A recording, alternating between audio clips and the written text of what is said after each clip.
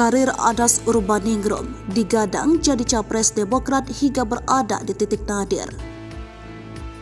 Tepat pada Selasa 11 April 2023, Anas Urbaningrum menghirup udara bebas.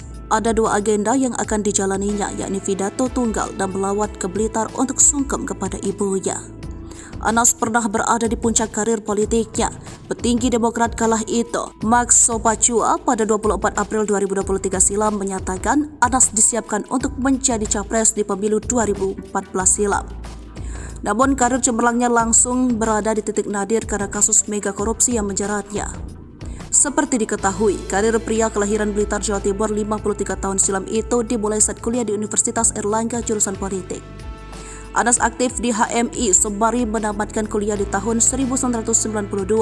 Saat menempuh S2 bidang ilmu politik di UI, Anas terpilih sebagai Ketua Umum PBHMI periode 1997 sampai 1999 hasil Kongres di Yogyakarta. Karir politiknya dimulai sejak dia ditunjuk sebagai salah satu anggota Tim 7, Tim Revisi Undang-Undang Politik.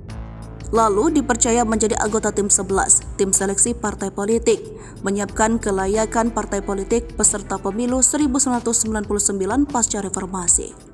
Namanya makin berkibar saat menjadi komisioner KPU periode 2001 sampai 2005. Usai pemilu, Anas diajak SBY bergabung ke Partai Demokrat untuk bidang politik dan otonomi daerah.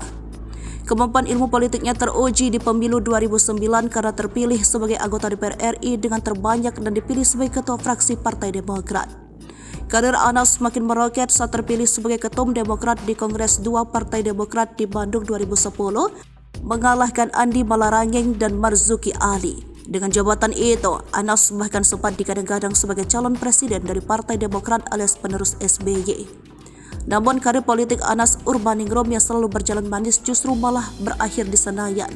Kasus mega korupsi menjeratnya.